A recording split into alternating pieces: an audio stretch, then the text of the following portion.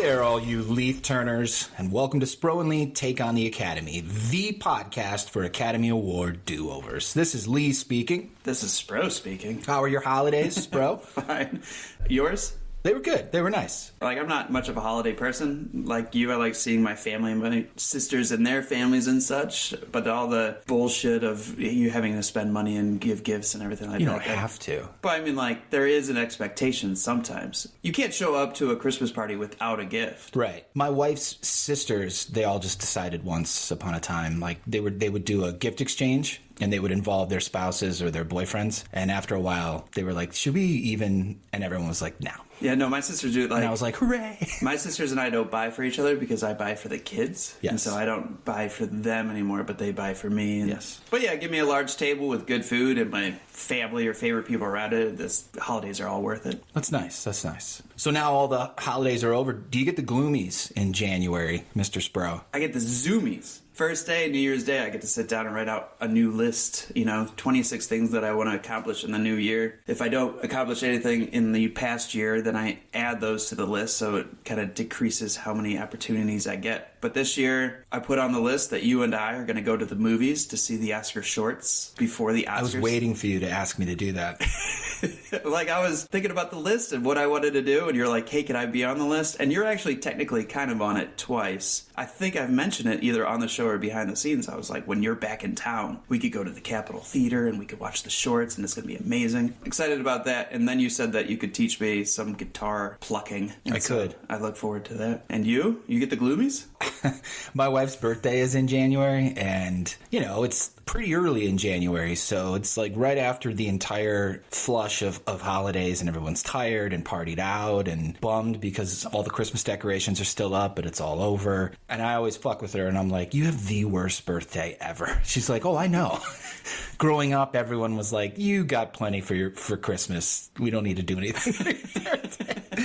But yeah, yes and no. I enjoy taking the decorations down, if I'm being honest. Getting the house back to what it should look like normally, but no, I'm just trying to make conversation. It is weird that, like, when you take the Christmas decorations down, that you then shelter in place for 3 months with no decorations. I feel like Christmas should get moved to, like, end of January, beginning of February. Well, somewhere the Earth tilted on its axis, and winter starts a month and a half later, because it can go now till opening day of baseball season. But yeah, we're going to be sheltering in place for the next 3 months. It has started today with snowstorms, and our houses look like they will in the summertime. I feel like there should be winter decorations of some sort. If you say so. You started in 2023. We're doing a lot of personal discussions right now, which, I don't know, kind of bother me when I listen to podcasts sometimes. It's like nobody gives a fuck about you guys. But you started a master's program this year in screenwriting. I did. And last year, yeah, that is. How's that going, man? It's good. I got into the program because I Googled the top 10 programs in the country. I ruled out anything in New York. I don't want to go to live in New York. I don't blame you. There was one in North Carolina. Columbia was like $250,000 for a 4-year master's screenwriting program, which I'm sure they teach secrets of the biz, but I'm pretty sure the biz doesn't have too many. And so I ended up going to Stevens because their program centers around females. And already what I've learned is that, back in the silent film era, 50% of all films were written by women. And actually there was women directors. You have Lois Weber, Eve Unseld. You have Bess Meredith, Mary Pickford, if you don't know, should be a household name. Like, these women were pioneers, and it wasn't until like the 1930s when Wall Street went, oh, we can make money in Hollywood, that all the men came over and like kicked everybody out. I mean, one of the first films of all time, I think it's called The Sneeze. The star of it was an African-American woman. Like, Hollywood had pretty much no respect back in the day. It was kind of like joining the circus. If you were going to go to Hollywood and make films, there was no respect to it. And so anybody could do anything. And there was so much inclusion back then. So it's been a joy to like learn all this history. And the other thing that Stevens College does, it works a lot with the WGA. It works with the Academy, which now sometimes I go and I go, man, I feel like a spy because we have this podcast that's all about like yelling at the Academy, and suddenly I have an Academy sticker and I'm getting into the library that they host. But the good thing is the Academy, I am realizing, does so much more than what we talk about. They're so much more than an award show. So there's the Margaret Herrick Library, which is kind of like the archives of everything film related. So the Academy not only is giving out awards, which is the glitz and glam and what everybody in America sees, but they are actually being the archivists. Is that a word? Archivist? Archivist? Archivist? Yeah, I don't think you say archivist. They are the archival institution. They're the historians. Film historians. The film historians. But they're also archiving. They're not just collecting information. They're collecting film reels and... Yeah. They're working in part with like Martin Scorsese, you know, like doing the film registries and everything like that. That's awesome. I was able to see a silent film in the Women's Club theater, which was amazing because it was accompanied by a live pianist who played for 2.5 hours straight, just looking at the screen and like matching the emotion as he was going. Wow. He was like improving the whole thing, so it was almost like a jazz concert in a way. And then the reel fell off the projector behind the screen, and the projectionist just like got up and just was like hand unrolling the projector so the film could keep going, and the pianist didn't like miss a beat. Like everything about this experience has been amazing. And I think I might keep going. Like I think I want to get a doctorate in film studies. I thought I wanted to get a doctorate in English literature, and that changed my mind. I guess if I find a subject that I would want to spend all that time on a dissertation, because it's a lot of work. That's why when you're like, hey, Mr. Bruckheimer, and they're like, Dr. Bruckheimer, like I could see that like being like a thing, you know? Because I'd be like, I wrote a 400-page paper, so I could be called doctor. But yeah, the master's program is great, and I'm glad that I joined it. And I think that's what everybody says about getting your master's, is that it's something that you actually want to study. Enough about me. You moved back to Cleveland. How's the transition been? It's great. It's still a trip to be home, to be able to drive over to my parents' house whenever I want and leave whenever I want. We don't have to share the same space. It's great. There's a lot I want to get done in 2024, personally and professionally. But I will take this opportunity to once again thank Odd Dog Coffee for their love and support. If it wasn't for the Hancock family giving me and my wife a job, we might be pushing grocery carts down the street at the Heinens. Luckily, I can be found Monday through Friday between 8 and 3, parked on the corner of Mayfield and Euclid, just in the shadow of the Museum of Contemporary Art. You'll see me bundled up, sitting in a mint green coffee bus with my beautiful wife, selling delicious coffee, espresso, tea, pastries, lattes, all of it. So thank you again to them. But yeah, it's been a trip to be back. You know, my favorite pastry maker that Odd Dog works with is baked as fuck. But it's not baked as fuck. It's baked Amira, whatever her name is. Oh, but it's like a yeah. I didn't know. It's a double entendre. So thank you for asking. And not that pushing carts in a parking lot is any less admirable of a job for any cart pushers that are listening. It's a shitty job. I've done it. I'm not saying it's not an admirable job, but go ask the cart pushers if they wish they were pushing carts.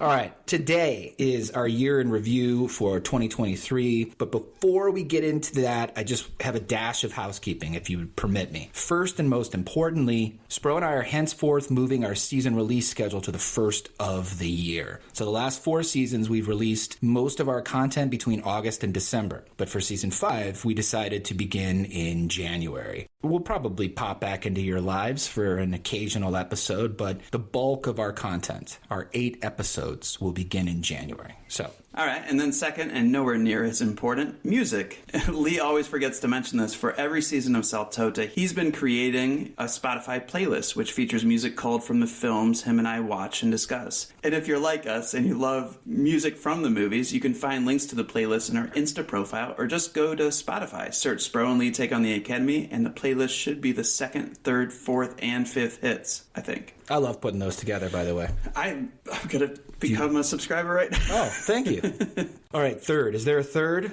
I do want to say congratulations to Morgana O'Reilly. She just landed a part on White Lotus Season 3, which is big news because that's probably going to give her some American eyes. And I think Americans should see how fucking funny she is and talented. So I hope that eventually can lead her to that dream role of playing Lady Macbeth that she talked about. Yes. All right. So essentially, we're here today to honor an arbitrary system of signifiers that tells us when one compartmentalized time period ends and a new one begins. But I prefer it the way Fran Kubelik says it in The Apartment. Ring out the old year, ring in the new, ring a ding ding. Let's kick this off by talking dollars and cents. So help me out here. These are last year's top 10 grossing films, worldwide gross, not domestic. Number 10 was Ant-Man and the Wasp: Quantumania, which made just a little bit over $476 million. Number 9 was Elemental at $496 million. Number 8 is Mission Impossible: Dead Reckoning Part 1, $567.5 million. The Little Mermaid at number 7 at $569 million. Number 6 is Spider-Man Across the Spider-Verse, $690.6 million. Number 5 is Fast X at $704.8 million. Number 4, Guardians of the Galaxy Volume 3 at $845 million. And then number 3 is Oppenheimer, just under $1 billion at $952 million. And then number 2 is the Super Mario Brothers movie at $1.3 billion. And I don't think anybody's going to be surprised by this, but number 1 was Barbie at $1.445 billion. Hey, Barbie. How many of these did you see in the theater? Half. Barbie, Oppenheimer, Guardians of the Galaxy, Spider-Man, which I see every time it comes out with my nephew JJ, and Mission Impossible. Mission Impossible. Mission Impossible. I saw all those in the theater. And yourself? I saw one of these. I saw one. It was Barbie. But I'm going to do better in 2024.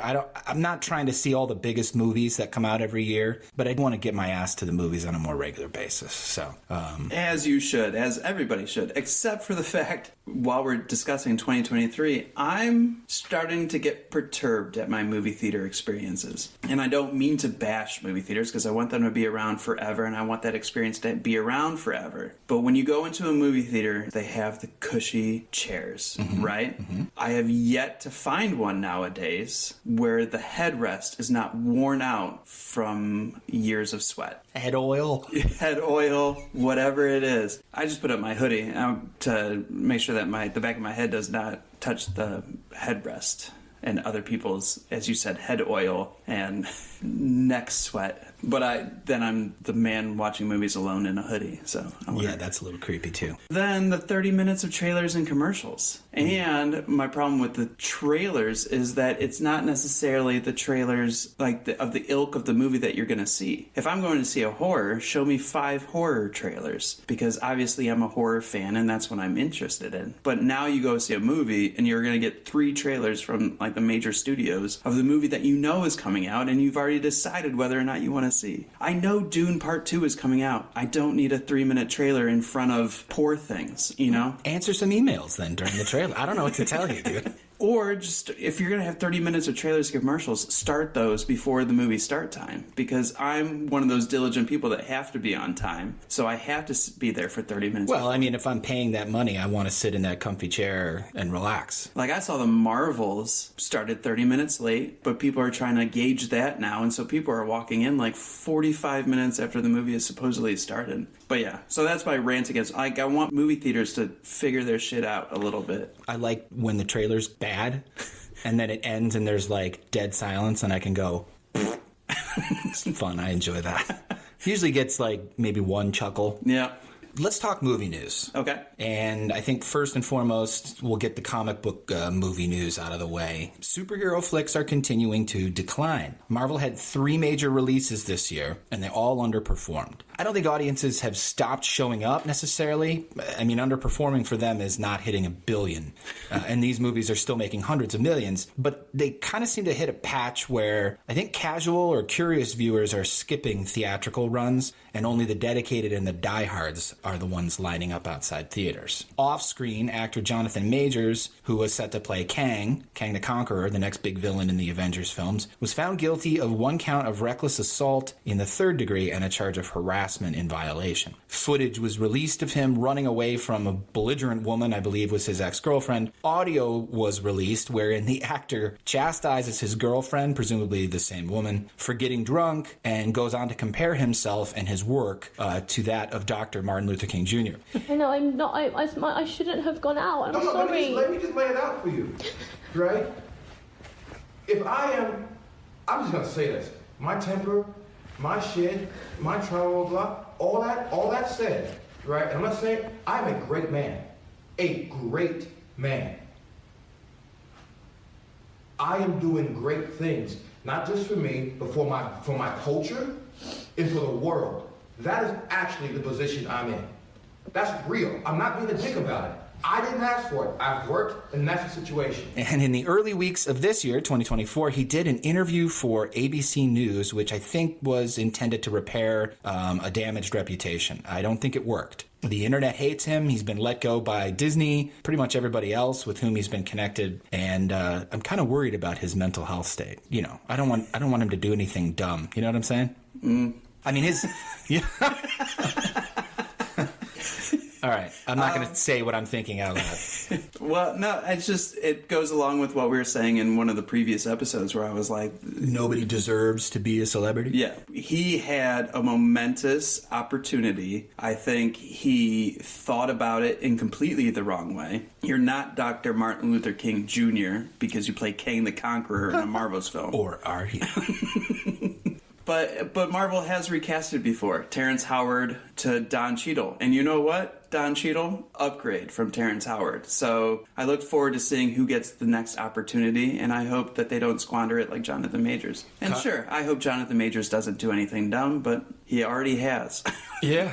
All right. I think 2024 is a rebuilding year for Marvel. This summer, they've got Deadpool 3 coming out with Hugh Jackman returning as Wolverine. And the other Marvel releases this year are all from Sony Studios. But in 2025, they've got 4 major releases planned. Thunderbolts, Blade, Captain America, Brave New World, and the Fantastic Four. Which the latter is notoriously poorly made. Yeah, tough sell. Yeah. Well, not a tough sell because it's beloved by comic book fans, but nobody can seem to make a movie that coalesces it. Right, but so they tried the first time, right? Jessica Alba was in Michael Chiklis. Michael Chiklis.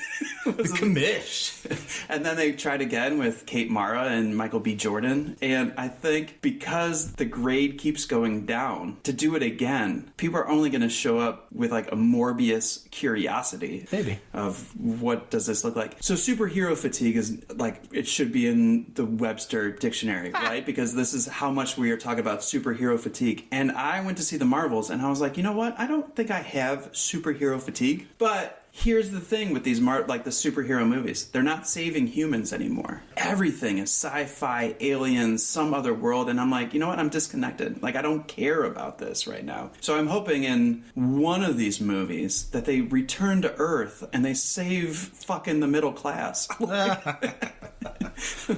All right, DC, who has always lagged behind Marvel, experienced an all-time low in 2023 with The Flash, which, despite an effort, fell pretty short of expectations. They also released Blue Beetle, which, despite getting very positive reviews, it was the least financially successful film that the DCU has ever released. But there's hope on the horizon. James Gunn's revamped DCU film universe is launching this year with some television shows. And then I think the following year, I think 2025, they're going to end up going head-to-head with Marvel. I got sick of researching this for the news segment because we've covered this ground before. I'm still of the mind you're never going to do better than Endgame. Endgame was the apex for all comic book movies. I think DCU could have their apex, and maybe James Gunn will get them there. But suffice to say, Steven Spielberg, once upon a time was like talking about how, comic book movies, superhero movies are going to go the way of the Western. And I don't know. It doesn't look like comic book movies are going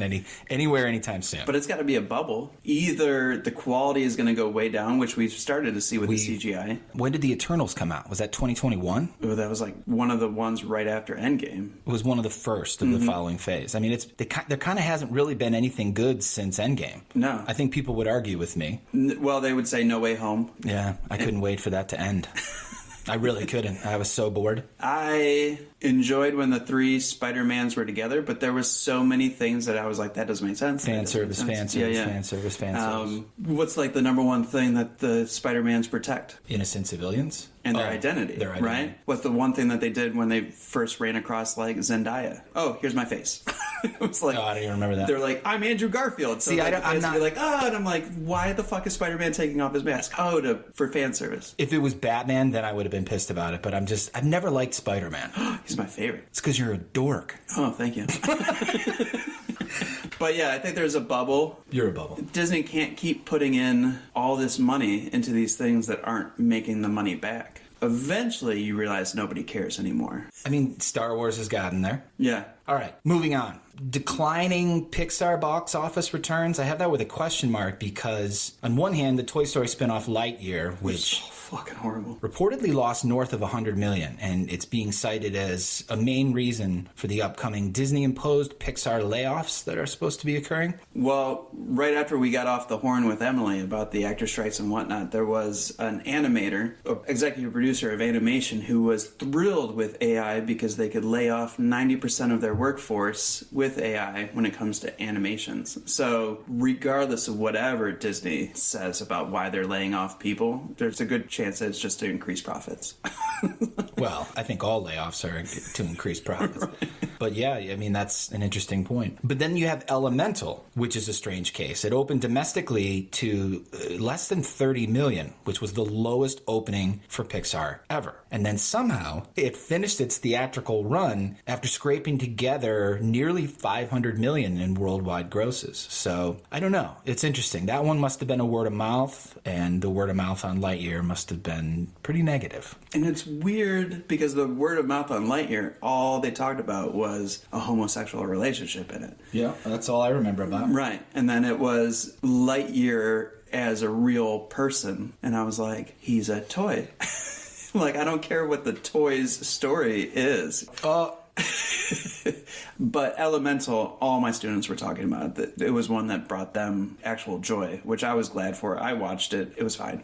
Did you watch it? No. I've been off the Pixar train for a while now. There is a song in it that I would be okay with winning. And we've already talked about my hatred for the award of Best Original Song. But we just watched the movie again during a cold day with my students. And the song played and I was like, I think I really like this song. What's the song?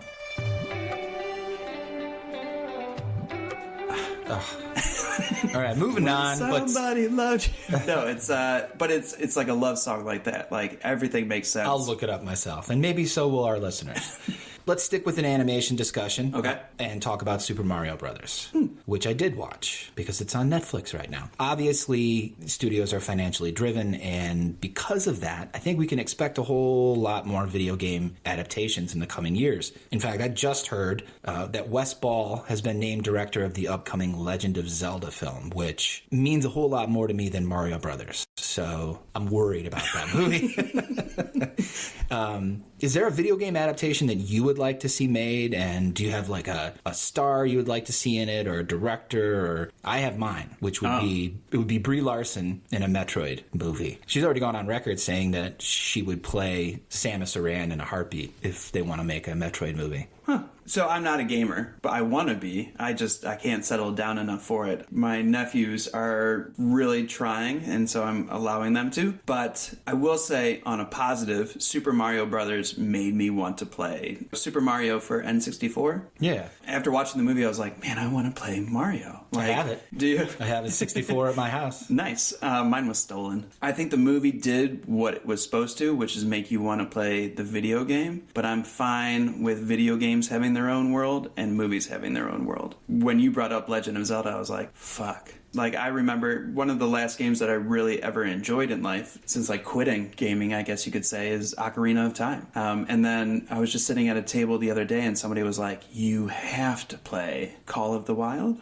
Breath of the Wild. Breath of the Wild. You don't have to play it. Oh, I hear great things about that. Well, I mean, it's a time suck. It's an enormous open world Zelda. So the game that wrecked me, that ruined me, is Grand Theft Auto San Andreas. Okay. It's way too big. And then you won't like Breath of the Wild. Okay. Breath of the Wild is it's Gen Z's and Gen Alpha's Zeldas. Oh, okay. But, I mean, or it's anybody's that enjoys open world. But it is an enormous game. Can you play it on the Switch? Yeah. If you really want to play it, I have it. You could borrow my Switch and the game. Oh, okay, cool. Yeah. I Tune think in for my reaction. That's our summer episode. the last one I played all the way through was Twilight Princess, which was, I would dare say, better than Ocarina because, I mean, Ocarina is as special to me as it is to you, but you can't really go back and play Ocarina. The polygons are rough. Yeah, and I can't, like, if I try to experience things twice, it's never as good as the second time, usually. Yeah. Unless I'm talking about a movie for Second Chance Cinema. Every time, like, that like reverberates in my head. It's like, there...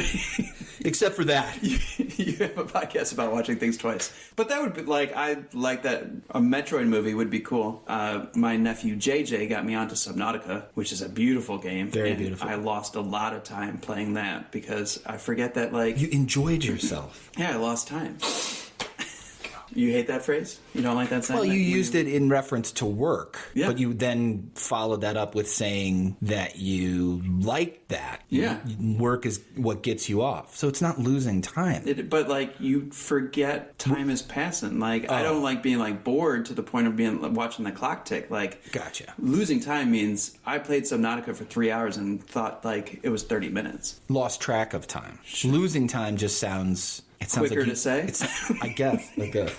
Let's talk about something that upset me this year, and that is Indiana Jones and the Dial of Destiny. So we saw this one together about 3 days after my wonderful wife and I got back to Ohio, and the day before she and I began working at Odd Dog Coffee. Obviously, I was displeased, but was I displeased because it was bad? Because it didn't meet my expectations for this proper send-off I was hoping for, or because it collided with my own anxieties and midlife crisis? Probably all three. I'm going to say something that I think I said this on a podcast before, but it's not my original thought. It is a dude named Van Latham, who is occasionally on another movie podcast. But he said, I think things have expiration dates. And after a certain point in time, people just aren't interested anymore. It doesn't transfer from one generation to the next. And I think Indiana Jones hit its expiration date. And it has nothing to do with Ford's age. I'm not being an ageist. Everybody being like, Indiana Jones and the old people joke. It's so hacky. It's like, go fuck yourself. But I was, it just bummed me out. It didn't make any money. And I think I'll always remember, too, in the parking lot because we went to the bagel place and I grabbed some food. I was kind of dumbfounded. I was hoping to sit down and looked like they were closing. And when we went back to our car, this guy came ripping through in an Audi and almost hit my wife and I. And all I did was the slow down with my hands. I didn't flick him off. I didn't go, hey, you fucking asshole. I just kind of did the chill. And he looked at me, kept driving, and then beeped and flicked me off. And then I followed him for a while, really close. And my wife got really upset with me. So I scared the shit out of him. I scared the shit out of my wife. And then the rest of the day was ruined. So that's what I'm going to think of when I think of Dial of Destiny. I like Indiana Jones, but you love it. And I wanted to be there hoping that you would get your proper send-off. And as we watched it, my girlfriend at the time was like, is this James Bond? Or is this 007? And I was like, awesome. No. So we're watching it, and I don't mind it. And I thought you weren't minding it, but then after the movie, you got up and wanted to storm out. And I was just sitting there, and you're like, oh, do you like watching the credits? And I was like, no, okay, you want to get out of here? Did I really say that? What an asshole. Are you a credit watcher or something like that? And I was like, no, I just... Reveling. Just for the sitting moment. here for a little second. I had a thought it wasn't going to be a great movie, hence why it did not appear on you kept that. talking about it. Yeah. And it, good for you doing the Indiana Jones podcast, because that's one of our highest viewed episodes, you, Rudy, and Lawrence. I had very little to contribute to it. I rewatched Kingdom of the Crystal Skull probably for the first time all the way through and completely agree that other than some scenes in it, it's not that bad of a movie. And Dial of Destiny was a weird watch, but I don't think it was necessarily a completely piss-poor bad watch. I don't think they missed the mark like they did with Kingdom of the Crystal Skull. God, we had no idea how good we had it with Crystal Skull. I still think it's the worst. It's not as bad as Dial of Destiny. So, Opinions. in my opinion, the future of the Indiana Jones IP. There's been some talk about this. Speaking personally, I'm happy to see it die with Ford, but you feel differently. Indiana Jones is the American James Bond, or it could be. The character is so well written. The character is so well thought out. The world building is so well done that we could keep this going. My problem, though, is I don't trust Hollywood to necessarily do it because I feel like even when going back to Super Mario Brothers, why were celebrities doing the voices? Made no sense. Why does a celebrity have to play Indiana Jones? Like, when Indiana Jones first came around, was Harrison Ford as big? Yeah, they had made Star Wars A New Hope and Empire Strikes Back. So what was his first vehicle? Star Wars? When were people like, oh, that's the guy from... I think in Star Wars they were like, that's the guy from American Graffiti, because American Graffiti was huge. Okay. But I mean, like, we could have these things grow in, make celebrities out of people instead of... Good luck. What do we got? Glenn Powell on the horizon right now? I don't know. Like, it's such a screwy little world because celebrities are now coming out of TikTok and 15-second videos and be like, I could do a 2-hour movie. And it's like, can you, bro? Can you? So I don't know who you would slate in, but I know that Hollywood would want to do like Chris Pratt or something, who fucking ruined my Jurassic Park movies. So yeah. So And he was in Super Mario Brothers. Well, that's the thing. He's in fucking everything. And why? No shade to Chris Pratt, but like one movie a year, maybe, you know, just relax a little bit. Hey, they got to get it while the getting's good. Gig economy. Ba ba ba ba. So if they did transfer the Indiana Jones character to somebody else, who would you pick? So he's older, but for me, the only person that really captures the masculine energy, the comedy, the fallibility, and the charm and smile, and it's David Harbour. There's a part in Stranger Things Season 1 where he goes into the, like, the Hawkins fucking laboratory center. We'll have to just look up the clip, because I can't remember what he says, but he kind of does this, like, he says something to the guy, and the guy's like, wait a minute, you said you were... And he's like, did I say that? Sorry. Hands up. Hands up. Whoa, whoa, whoa, whoa, whoa, whoa. You forgot all the cameras, bud? Look, Dr. Brenner asked for me specifically, okay? How else do you think I got in here? What's your name again? It's Jim Hopper. Chief Jim Hopper. Yeah, I've got Jim Hopper here. It's so Indiana Jones. It's wonderful. So that would be my choice. That's a good choice. I mean, like, the funny thing with Indiana Jones is there's two personalities, right? There's the professor, and then there's the... Adventurer. Adventurer, yes. Could David Harbour play the professor as well? Yeah? Yeah. The fun thing about the Indiana Jones casting would be it would be an American, right? So it could be anything underneath the sun. Oh, I don't give a shit if it's not an American. Right, like Idris Elba would be a pretty cool Indiana Jones for a hot second. All right. I always like Idris Elba. He could play, when they were like, he can't play Bond, I was like, fuck, he could play anything he wants. Would be an amazing Bond. Yeah. I don't know if he would be an amazing Indiana Jones.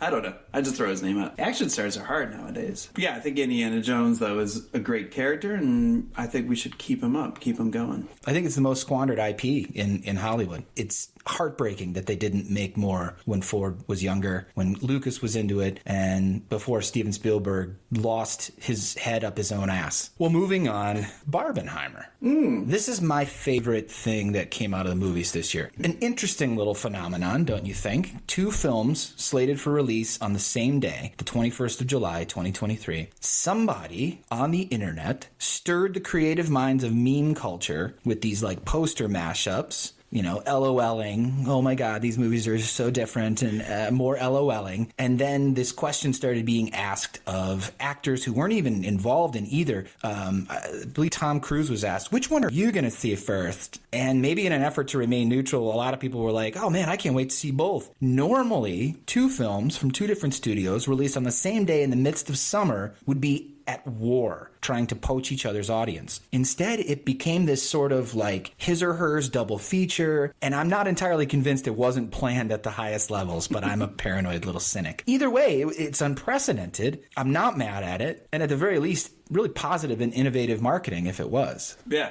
I agree with you. This was my favorite thing that came out of the year, only because of the cohesion between the two. They're all competing, right? It's all about money. But in the end of the day, these two came out and practically supported the other movie. Margot Robbie was talking about Oppenheimer, and Cillian Murphy was talking about Barbie. Like, it was crazy that we were witnessing this in real time. Of course, the studios saw that it was bankable to be this way and was like, all right, let's promote it in this fashion. And what I also liked about it was two completely different movies. It's weird because DC and Marvel are constantly competing with each other, and it's like, but it's two completely different characters. You guys can support each other. You could be like, oh my gosh, I really love Batman, and maybe meld it together. Who the fuck does not remember Who Framed Roger Rabbit? And that's Looney Tunes versus Disney coming together and creating a masterpiece. You probably just predicted the future. Damn! And that would be super cool. Would it? I don't know. Well, I'm excited to see more cooperation and less, got to get mine, fuck yours. Well, I think they're scrambling now. I don't think the landscape is as clear of a picture anymore now with all these streaming services. Also, the streaming services, weirdly enough, going back to commercials.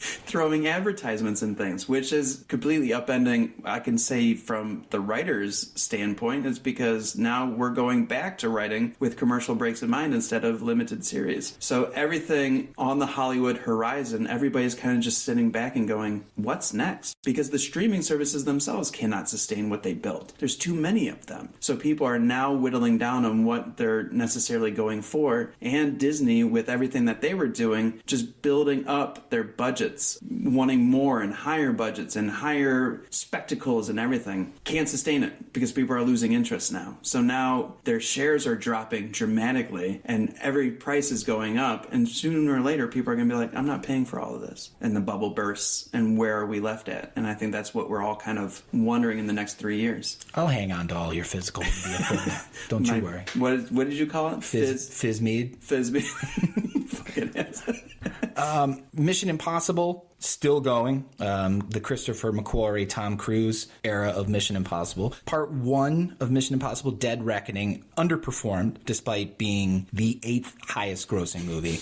of 2023. And Part 2 of Dead Reckoning got moved to May of 2025 because of the strikes, and so Cruise could promote Part 1. I guess Cruise was allegedly pissed off at Oppenheimer, who opened I think a week, the following week after, or maybe 2 weeks, but I guess Oppenheimer gobbled up all the IMAX screens, and Cruise stomped his little feet and crossed his stubby arms. In the first few weeks of 2024, Cruise did sign a non-exclusive deal with Warner Brothers, and he's got another Top Gun movie in the works. Oh boy. What do you think of Tom Cruise? Just generally. Let's burn some fucking bridges, buddy. I actually like Tom Cruise. I know. That makes you dumb and ugly. No, it doesn't. I like Tom Cruise. Another Top Gun movie, though, is squeezing the fucking juice out of the lemon, man. But goes right back to what we were talking about with Barbenheimer. He's all pissed off because Oppenheimer is stealing all the IMAX screens. Figure out a way to fucking work together. Right? Or, maybe stop making Mission Impossible movies. Right. Or... and putting your body at risk. And what is... see you at the movies. What's not meeting expectations? It didn't do Top Gun Maverick numbers, which blew off the box office top last year or 2022. You did a Part 1 that was the 8th highest. That's pretty good, buddy. But do we need Part 1 and Part 2? Part 1 was way too long. There was a lot that could have been cut or shortened, and it's one of those, it's like, I know you and our social media person are not excited for Dune Part 2, but it's one of those things where it's like, you have to prove to me that this makes sense. And you have 2 movies that could fit apart. It's kind of like Deathly Hallows Part 1. I kind of just skip it, I heard somebody say that that's their favorite Harry Potter movie. I think it's the worst. Yeah. I would rather watch Sorcerer's Stone. Because there's no part for it. Like, it's all prologue. If you're doing a part 1 that's all prologue, you don't have a fucking movie, right? Yeah. Like, Fellowship of the Ring is not a part 1. Fellowship of the Ring is a fucking movie. It's got a beginning, middle, and end. And it is very gratifying. Part 1, Dead Reckoning, not. Dune was okay. Breaking Dawn, part 1, who cares? I didn't see it. What are your thoughts about Tom Cruise? Obviously, you highlighted this question as if we're just going to I don't care for drink some gin and I don't care for Tom piss on Cruise. bridges. I think Tom Cruise is... history will tell the tale of Tom Cruise, for good or ill. And I think in the next 30 years, if I'm alive, I'm going to see a lot of stuff about him and Scientology. You think? Yes, I do. I feel like that time has come and passed. I think because he's still alive and making money for people that he's protected. And I think that will pass when he does. The whole Scientology thing is crazy interesting to me. And that's the seesaw of words I have for that. Sometimes it's more crazy and sometimes it's more interesting of just like how it all exists. And I'm looking forward to studying it one day, but like I also avoid it every single year because I don't know if I want to know why that exists in the world in a way. But kind of on the same topic, and what I've been thinking about as we geared up for this episode is this year in particular, I have really stopped believing in greatness in entertainers. I think people produce great work, but I think we also give people too much credit for great work of their past. I'm guilty of that. Are you? Well, I mean, I was taking it a step further, like exalting them beyond. They're just entertainers. Yeah. I think I'm definitely guilty. And producers. My brother's referred to me as a star fucker before.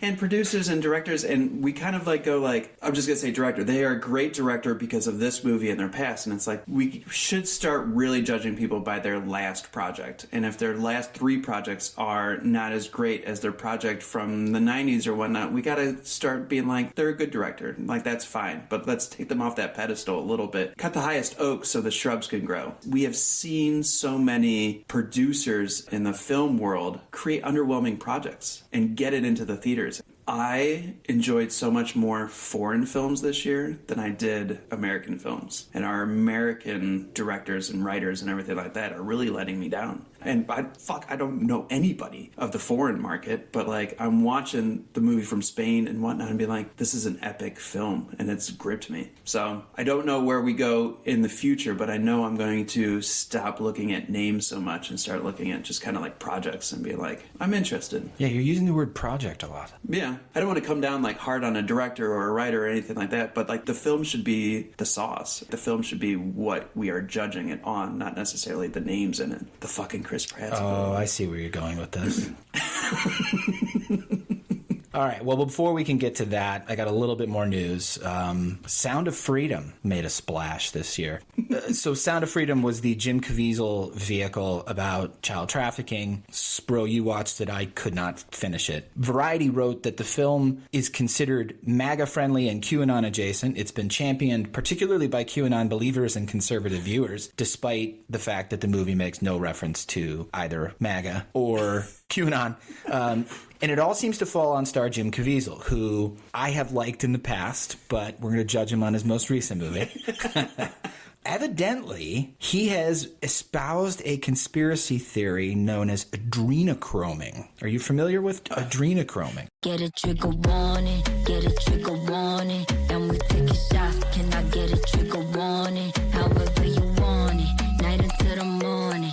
And we take a shot, can I get a trigger warning? For those of you who also are unfamiliar with the gerund adrenechroming, it is a process that involves torturing children and draining their blood to harvest an elixir of youth. So basically, you scare the ever-living shit out of a kid to the point where they release adrenaline. Then you kill them. Then you harvest their pineal gland. You take that pure adrenaline out of that and you drink it. Can I get a trigger warning? So this is what people are talking about when they're like, you know, Tom Hanks and Bill Gates are drinking blood, Like the baby's pizza blood. place in Washington, D.C. or like there was something with the pizza place. Yeah, in Washington, Pizzagate or some Yeah, bullshit yeah. like that. Yeah, so that's adrenochroming. Aren't you glad you know that now?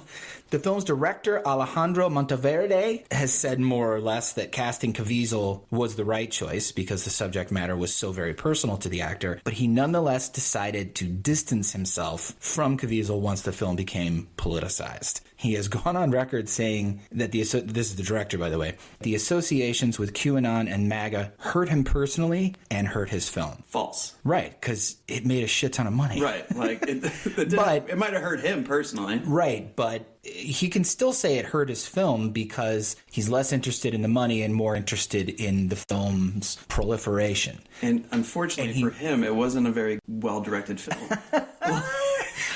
I was just trying to qualify maybe what he meant. Because of its associations, you have a whole cross-section of the public that's like, I'm not fucking watching that. Anybody that knows me knows I'm staunch independent, and this year I'm actually trying to turn off all media. All this bullshit is, I'm not going to say beneath me. Well, I'm going to say beneath me, but just because I can't come up with a better term right now. But so I just tried to find all the most salacious news. So, like, I don't trashy care about any of this other than if it was a good movie. And the Oscars used to have an award for Best Original Story, and I think this could be nominated for that. If we're talking about awards that this film should get or could get, I would say Best Original Story, because I like the story of this man who fucking goes balls out to try and stop child sex trafficking. It reminds me of one of my favorite films, which is Man on Fire. But the movie, the writing, the directing had pretty big flaws. And I remember back in the day when I was on Twitter, people were like, I just saw it in the theater for the 4th time. And as I'm watching the movie, I'm thinking about the person that sent that tweet. And I'm like, how in the fuck can you sit in this movie theater 4 times and not realize that the dialogue is dragging, that the story is just simply plopping forward? You know, the only thing that I could really give it credit for was the cinematography and this original story. But this is not a great film. But good for it making as much money as it did. People are dumb, you know, like, and really conspiracy theorists, the whole, what is it called? Adrenochroming? Adrenechroming. Had to come from somewhere. I doubt middle class people are doing it in the suburbs of America. You never know. Never do know. I mean, I listen to an adrenochromer could be closer to you than you think. As you stare at me across the table. It's probably my neighbor who's leaf blowing the snow out of his driveway right now. There are fucking monsters everywhere. It's a crazy world that we live in, but it's not a rampant fucking thing that these QAnon people and maggot people, and I don't want to, like, great, you believe in Donald Trump, have fun. And you know what? Actually, I'm going to save this bit because the next thing I think actually ties into my next thought, if you want to move on to the next movie. Well, the next thing I was going to talk about was The Little Mermaid, and I wanted to know if you have enjoyed any of Disney's live action films. The reason why I wanted to talk about this one is because, so this is what Disney is doing with these live action remakes. They're saving their copyright. That's the only reason why they're doing it. And that's the reason why... And you've mentioned this before. And they open up the vault, right? Was back in our day. We open up the vaults and now you can But it's only for a limited time. Right. And so, like, Disney is very good at marketing. And so what they're also doing is the same way that Sound of Freedom heightened the voices of these fucking haters and shouters and conspiracy theorists. Disney, I feel, and maybe this is just a conspiracy theory, is casting these movies in a way that these assholes are going to shout from the heavens like, oh, your mermaid can't be black. And then Disney goes, see this movie because we got to fight this racism over here. There's a weird thing that's going on now where studios are like using hate clicking as a way to promote their films. And I think Disney is doing that. But on the same token, this is nothing against Halle Bailey. Halle Bailey was a fantastic mermaid. She was a wonderful mermaid. She looks Little like Mermaid could have stood up on its own if it wanted to. Just cast whoever you want. But make the casting also make sense because Ariel's family in The Little Mermaid was a melting pot. And scientifically that doesn't fucking make sense. But talk about The Little Mermaid, nobody else was good in the movie. Halle Bailey was great. My girl Awkwafina wasn't good. Who was she? Oh, she was the voice of Scuttle. Right. No, the live action fishes and crabs didn't work. The music didn't work. Like, if you're gonna remake The Little Mermaid into a live action, don't fucking do the Disney version. Do the fairy tale version. Dark ass one where she dies at the end. It would have been fucking amazing. That would be rope. That would be rope. I was gonna say rad and dope, and I said that would be fucking rope, bro. Bet, cap. I don't know. You could do it. These kids these days with their vernaculars. Yeah, rope. It's on TikTok. Yeah. Look it up.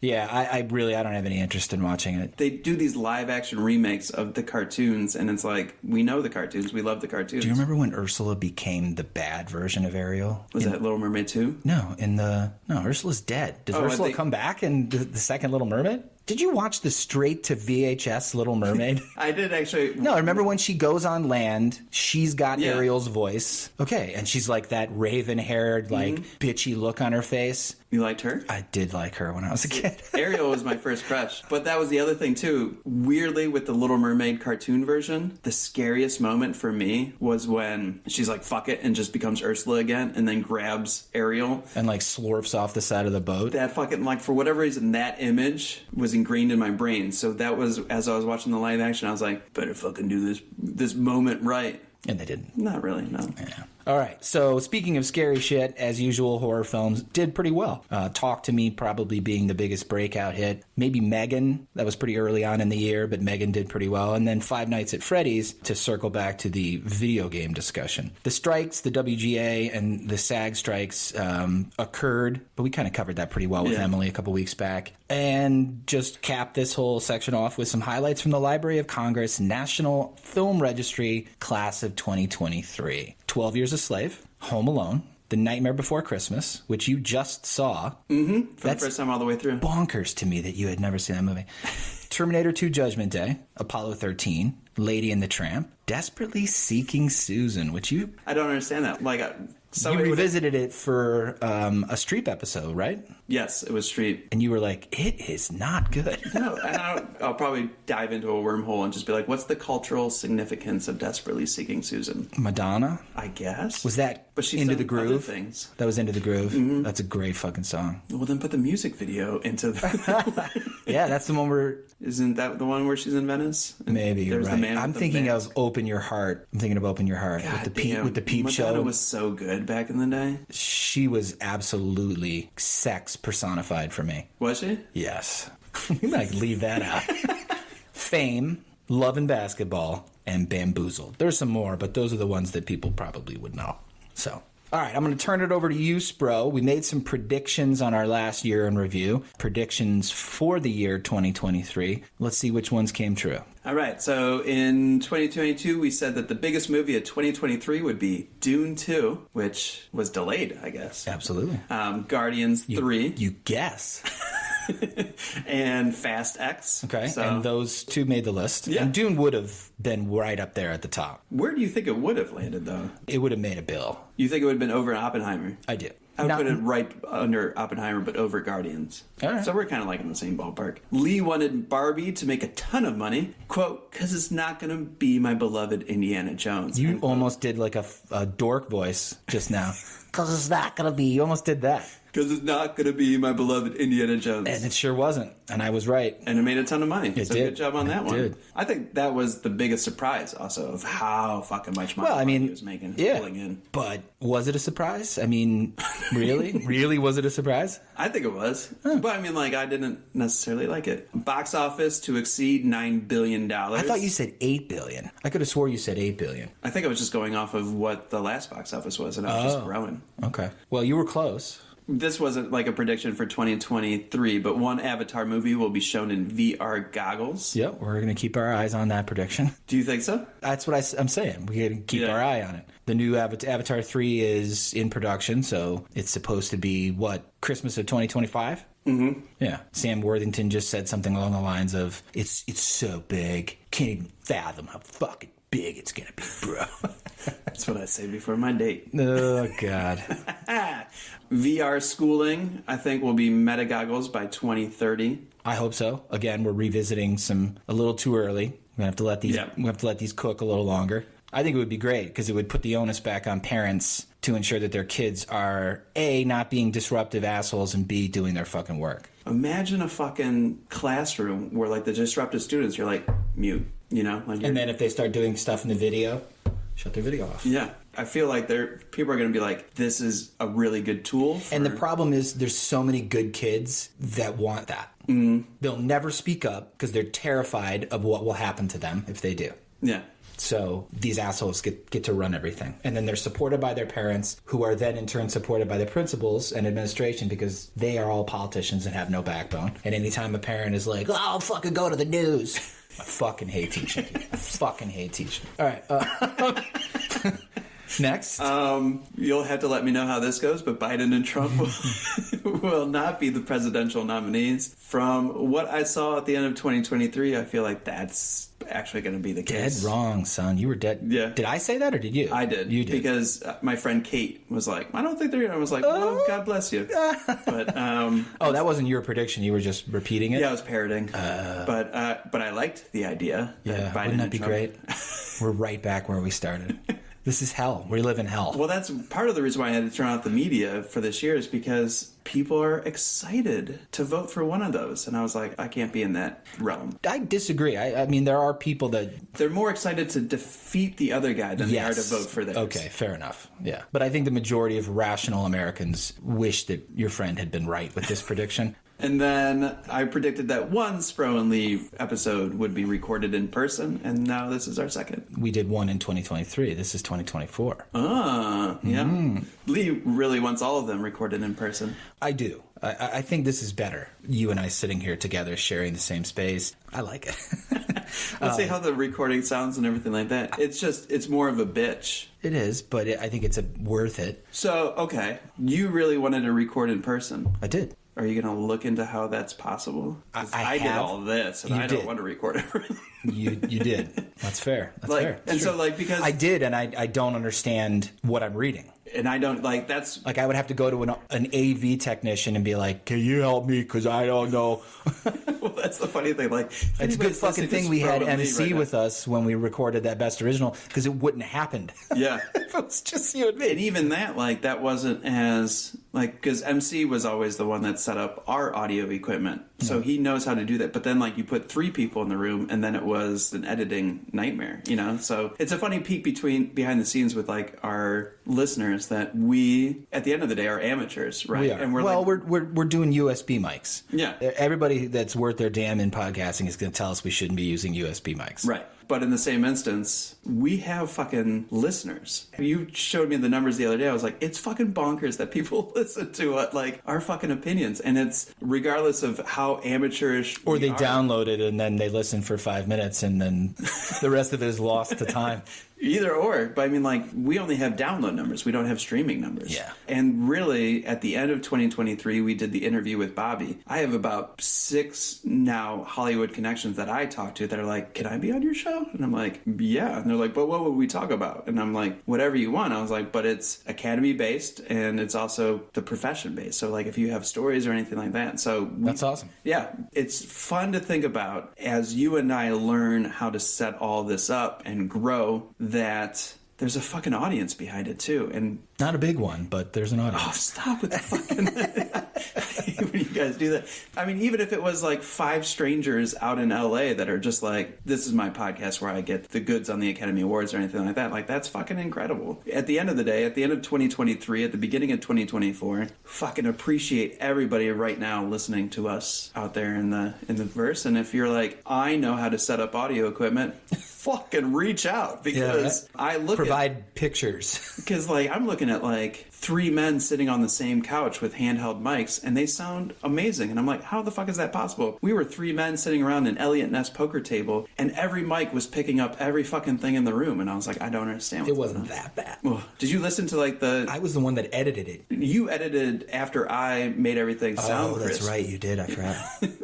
I was like sitting there for just lining up consonant sounds and like, and then muting everybody's mic one at a time when somebody was talking, because that mic was the clearest. But if everybody talked over it, it sounded like we were in a vacuum. But then you just see fucking Shane Gillis just sitting there with a handheld, drunk as fuck, and being like, and I'm like, the ones that are like this big. Yeah. And I'm like, how the fuck? So obviously sound is an Academy Award, and sound designers are geniuses. And if anybody has any insight onto any of that, take on theacademy@gmail.com. Yes, please.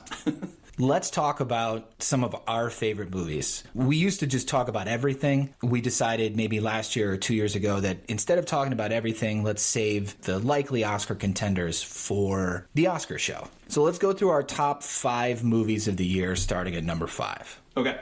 Do you want to go first? Sure. My 5th favorite movie was Oppenheimer. I'm not going to sing its praises. I've shat on Nolan a lot on this podcast. I have said that his purse strings need to be taken from him. Memento is one of the greatest scripts I think I've ever read. But he does this thing where some of his scripts need a better draft. With all that said, I went to go see Oppenheimer as my duty as a cinephile that I had to go see Barbie and Oppenheimer in the theaters. And I walked out of it saying, if Nolan had to direct all the previous movies in order to get to Oppenheimer, I'm glad he did. Because Oppenheimer, I think, is his masterpiece. The sound design was probably my favorite part. It was too long. The third act was a completely different movie than the first two. And I think that was kind of jarring for some folks who thought that probably the atomic bomb was going to be the climax of the movie. And that's not necessarily what the movie was completely about. The aftermath. Yeah. I think all the performances, sans one, which we'll probably get to in the Oscar pre-show, were fantastic. And Cillian Murphy, I could watch all day. Like, I've loved Cillian Murphy. Peaky Blinders is one of my top shows. That man is a joy to watch on screen. And so is like Florence Pugh and Emily Blunt. Rob Downey. Rob Downey's fine. He won the Golden Globe, and I was like, eh. Matt Damon playing Matt Damon. We'll get to him.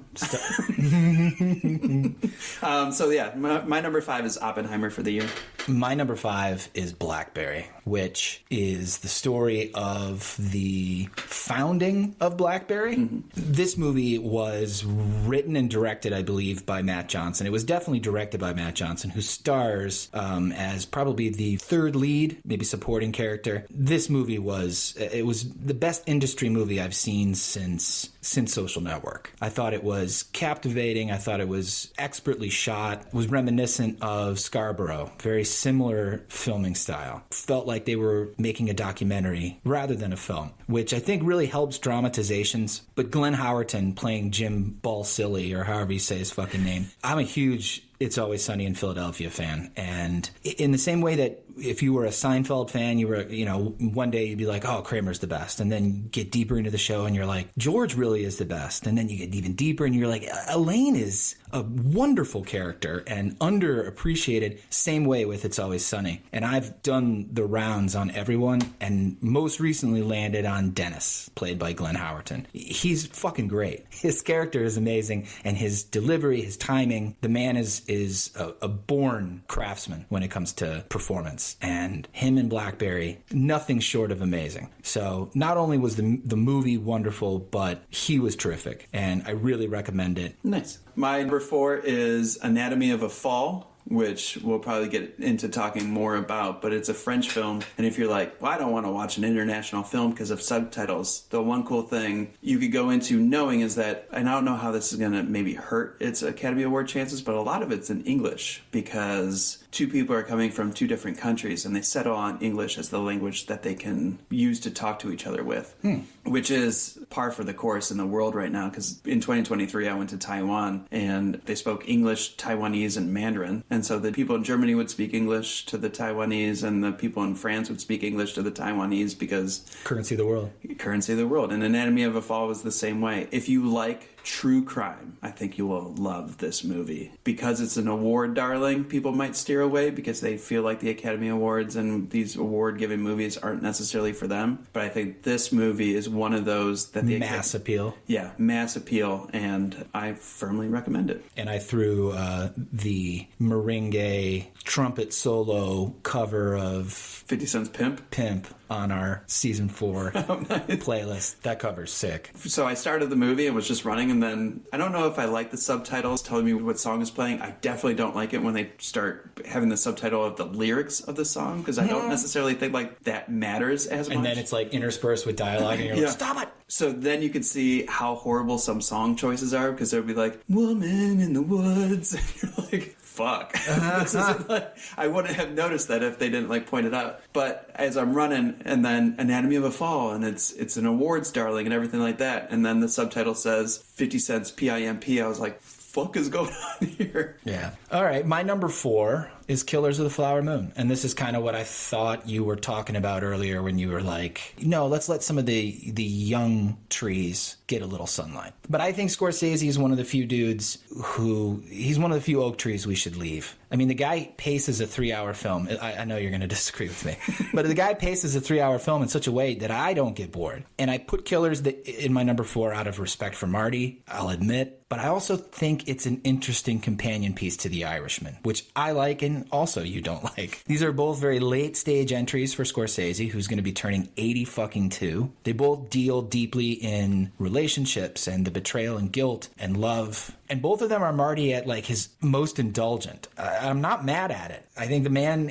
is almost 60 years in the business and he's still throwing the fuck down. And I think anything that he shares with us is a blessing. And I know you're about to be like, well, you think bringing out the dead was a blessing? Okay, fine. Not everything, but I don't know. Maybe it's because I'm afraid of losing him, which is going to happen here pretty soon. I'm not going to disagree with you with Killers of the Flower Moon now. Well, I didn't sound off about Oppenheimer. I'm just going to chuckle. And let that chuckle speak for it. And then we'll talk about it in the Oscars pre-show. Okay. And I just listened to Marty's awards chatter on the Hollywood Reporter podcast, which I always preach on this show. Did he jump on that episode? Yeah, he's 3 interviews ago. They did like Billie Eilish, and then they did Marty Scorsese, and then Ava DuVernay for Origin, Danielle Brooks for The Color Purple, Paul Giamatti for The Holdovers, Julianne Moore for May December, which we'll get to. So my number 3 is Poor Things, and this is one where I think it's Yorgos Lanthimos' time to shine, man. Like, I have ADD. I have something. I'm undiagnosed with ADD or ADHD or workaholism, whatever it is, but like, I can't sit still unless given a reason to. And so with Yorgos Lanthimos, he is such a mood director that I have to go see his stuff in the theater so that I could get exactly what he's doing. And when it came to Poor Things, it was probably one of my favorite theater experiences of the year. I tried to go see this twice. And the first time, I accidentally bought the tickets for Friday. And then I opened up the tickets on Sunday, and I'm like, awesome.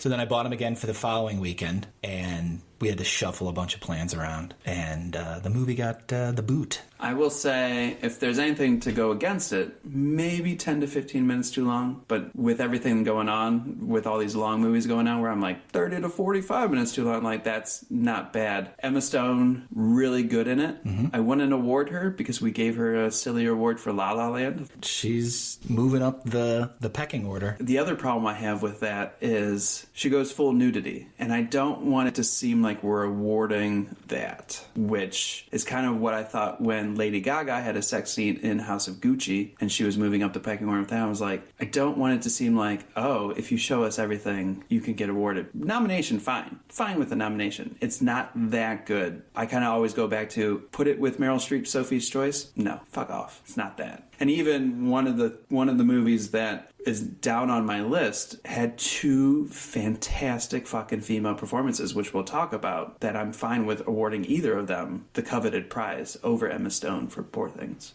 Just a little fun fact about the sex scenes in Poor Things, which I haven't seen. The British asked for an edited version of Poor Things. I guess they flat out refused to show Lanthimos' cut because they thought that the sex scenes were too fucked up, which is funny because it's usually the Eastern world that does stuff like that. But that's... I think about America's the really long one with Helen Mirren. Oh, the cook. The wife, thief and his lover or whatever. Yeah, something like that. Yeah, I think about that because the sex scenes were like montages in a way, right? And there was only like one cut where it's Mark Ruffalo and Emma Stone, and he has one leg on his shoulder, and the other leg is like it's that sex position. It's like I was like, I don't think I've ever seen that one in a film before, but it's not. I watched it, I was like, this isn't necessarily jarring, and I don't know if I said it on the podcast, but obviously the one thing that I'm really struggling with Hollywood movies is the statutory rape that just kind of gets swept under the rug. And this one, I remember reading about it and I was like, well, she's got the mentality of a 3-year-old. And I was like, I'm not going to fucking like this. But that's not what it is at all. Like,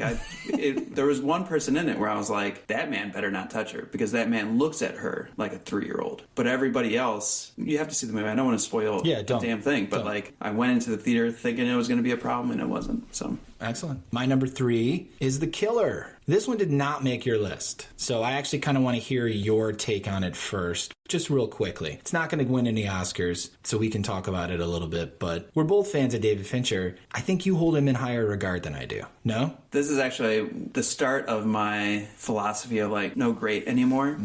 Because I was talking to somebody in LA and I was like, he used to be my favorite director. And it's not necessarily because The Killer was bad. It's actually one of the only films I watched twice this year because I was like, I need to give this a second shot because what the fuck? And I realized the comedy that was under it all. The first time I watched it, I took it at face value, everything that he was saying, that he was this great killer and whatnot. And I was like, every fucking decision you make is wrong. So I had to rewatch it to be like, oh, that's what this is about. And then I was like, this movie, it was a fine movie, but it's not going to make any of my lists, you know? So then I looked back and I was like, what was the last movie that David Fincher did that I was like, yes, he's my favorite fucking director? And I think it was The Social Network. You weren't a fan of Dragon Tattoo or Gone Girl? Gone Girl, yes. Dragon Tattoo, no. Definitely not Mank. And I don't like that he joined with Netflix. Put your shit in the movie theater. That's where I want to go. It was for a week.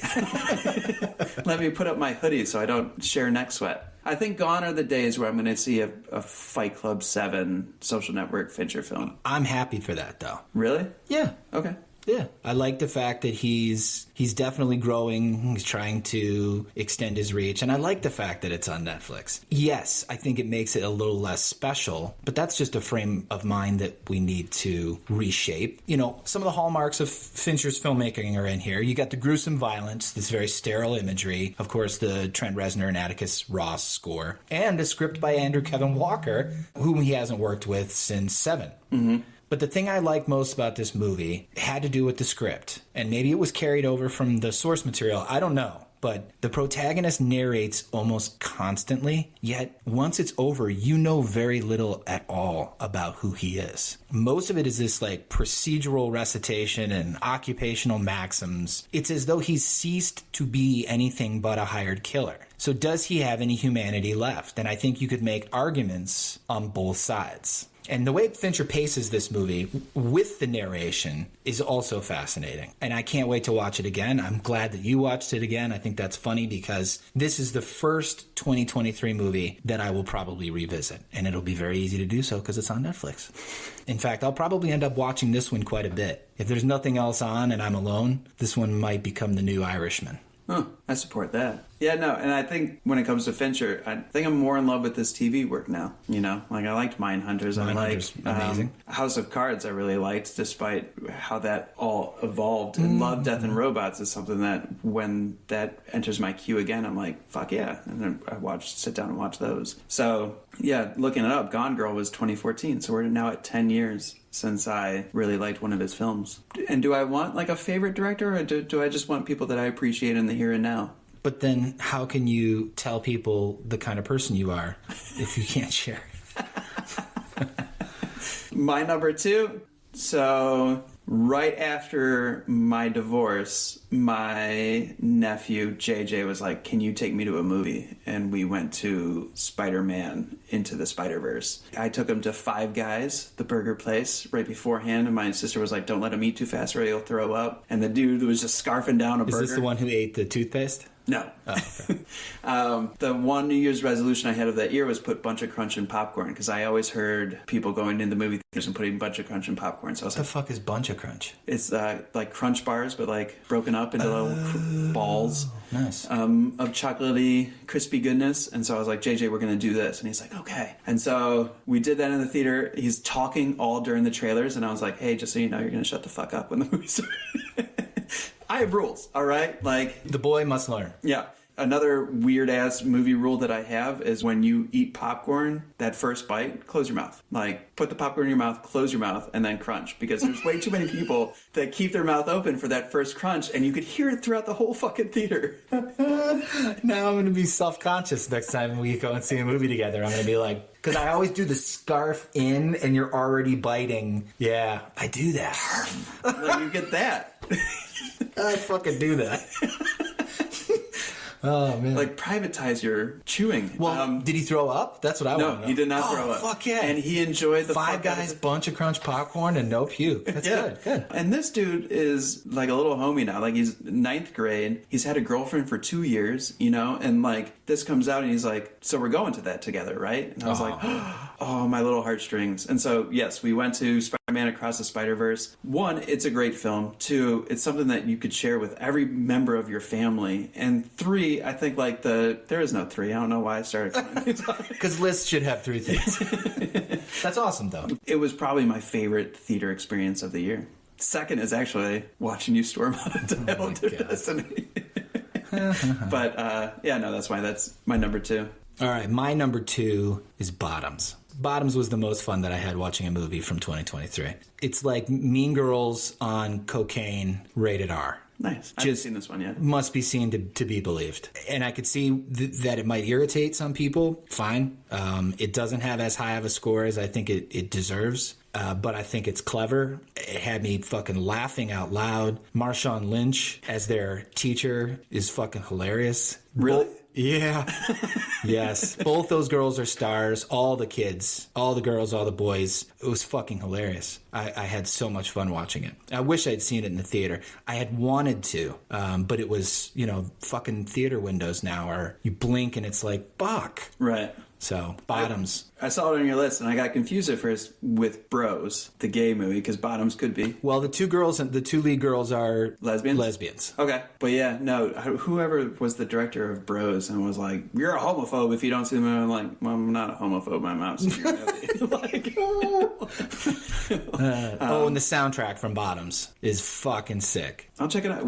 Is it streaming on something right now? I watched it. No, I didn't have to buy it. There's a couple of free trials happening. I did a free trial for AMC Plus. Paramount Plus Paramount Plus and Showtime. I have Paramount. Do you have the Showtime link up, though, with Paramount? I'm one of those people that just like, what am I subscribed to? So it's on Showtime. Cool. Yeah, Bottoms is fantastic. Check it out. And my number 1, I didn't want it to be. Did not want it to be, was Past Lives. And there was 2 movies that came out this year that I sat down and was like, this is just a fucking rip-off of this. One was Saltburn. I thought it was Talented Mr. Ripley for the new age. And Past Lives, at first, I was like, this is like a Sleepless in Seattle type, like, long-distance relationships. And then as it evolved, this is one of those movies that I was like, this is really affecting me. This is, like, making me think about, like, past relationships and past lives. And every relationship that I have in my circle, it's so much more than a love story. It is so much more than like an unrequited love story. So it's about 2 people that meet when they're like teenagers, go in their separate lives, have like a reconnection for a moment and think like maybe, and then what happens past that. It's such a simple story, written and told very well and acted very well, that I was hooked all the way through. And then like was thinking like, should I write these people and be like, hey man, remember the time that we hung out at this point? Or like, hey, just making sure you're like, it makes you like want to reflect on everybody that you ever come across in your life. Reflect on like the good people that you came across that you just kind of like let fall by the wayside. And then ask yourself, why did that moment happen? Why did I have such a good friendship with that person for like 6 months and then never talk to them again? I'd already do that. I don't need a movie to remind me. Well, then I bet you cry. Okay. When it came to like a year where I was like, well, nothing really thrilled me, like Past Lives like kind of moved up. And I looked at my list of like the top 5 and I was like, these could be interchangeable on any day. Anatomy of a Fall was fantastic with like the true crime and like how that unfolded. And then Across the Spider-Verse, I'll probably go back to more than anything else. Oppenheimer was at the bottom, but it was one of those where I was like, I was wrong about Nolan. Like he can still do it. So we'll talk about that later. So yeah. That's my number 1. And my number 1, which I already know you don't like, is Todd Haynes' film, May December. And it's my number 1 because it invited the most extraneous thought. I was completely engaged watching it. I felt uncomfortable. I felt challenged. I was upset. I was disgusted. It just fucking got to me. It's listed as a black comedy. Was that obvious to you? I mean, I laughed. I giggled maybe once or twice, but I found it pretty deadly serious. If I laughed, it was like an uncomfortable, like the most uncomfortable that's laugh black was comedy, talking right? to the students. And I was like, oh, fucking stop talking. Yes, dude.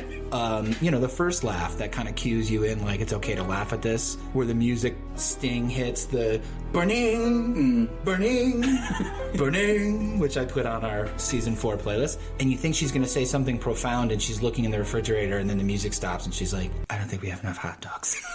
I was like, okay, all right. I ask you that because it's the dramatic elements where I think it derives most of its success. The performances of the 3 leads is the best acting all year. Portman, Moore, their interactions with their subtle contempt for one another, and then, you know, the gradual reveal of who these 2 women really are. These fucking self-centered, calculating, manipulative predators. So fucking compelling to watch. And of course, Charles Melton's first big role outside of television. I could go on. I really liked everything about this one, and it is not a pleasant watch. It is tense, it is upsetting, but it is a real work of art, and I may never watch it again.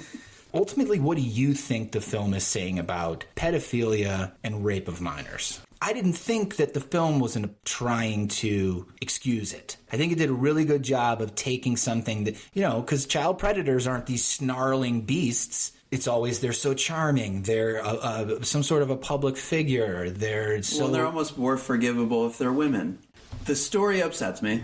As obviously. It should. Right. So this is what I was talking about when it came to Emma Stone in Poor Things. I was like, there was 2 other great performances, Natalie Portman and Julianne Moore. And really, when they're in the bathroom together putting on makeup, I stepped outside of myself in that scene and I was like, this feels like De Niro and Pacino in Heat for me right now. These are 2 powerhouses staring at each other in close proximity. And I was like, this is probably one of my favorite scenes of the year, to see those 2 sharing the screen together. Julianne Moore had an interview with the Hollywood Reporter Awards Chatter podcast where she only referred to her character's crimes as transgressions, and that upset me. She's like, you know, her transgressions, fucking rape. Like, I would recommend looking up Todd Haynes, because he did some press. You know, there's some directors that are like, hey, I'm not talking about the fucking, like David Lynch is like, whatever you think the film is about is what it's about. Right. But Todd Haynes will lay it out for you. I was talking to somebody recently, and they tried to tell me, they're like, well, they did interviews, and it was actually the boy that was the aggressor. And so I was like, what the fuck are you talking to me about? That's, I mean, and I don't want to blow it up for anybody, but when Joe and Gracie, when they finally have the discussion, and there's no actress around, and there's no pretense, and Julianne Moore, the way she says, who is in charge? Mm-hmm. It's like she's recalling something that she said to him years ago. Who is in charge? You were fucking in charge. She is so, I mean, that movie's not a good look for women. Like, my wife was watching it over my shoulder. I think she agrees with me that so far that's the most well-made movie that we've watched. And I haven't seen all of them. But yeah, dude, I mean, that movie fucking floored me. It wasn't even over, and I turned to her and I was like, I'm never watching this again. Well, that's the thing, right? Like, I'm fine with this movie winning whatever accolades it could possibly want. It's not one of my favorite films. Like, right. It was a good watch. Like, I really enjoyed the watch. I think that might be why I put Bottoms at number 2. I'm like, I need to have the one that I had the most fun with at number 2. And maybe that's why Across the Spider-Verse is, you know, my number 2. But I will say, we're talking about actors in the movie, and I immediately texted my people in Hollywood and said, Corey Michael Smith, who played Georgie, his fucking scenes were mesmerizing. I would work with him, and he'd, like, if he ever wanted to read, like, that would be amazing. It's awesome. Yeah, no, the movie incites conversation. Oh, man. In the end, I just don't want people thinking that adult-child relationships is normal. I just read Lolita, and I was like, how the fuck is this the 4th best book of all time? The man literally spends 300 pages fantasizing over nymphets, as he calls them. It's got a lot of alliteration, got a lot of nice prose. I was like, but this is a fucking sick book. And so, May, December, wonderful movie. Everybody should see it once, but look at children like children.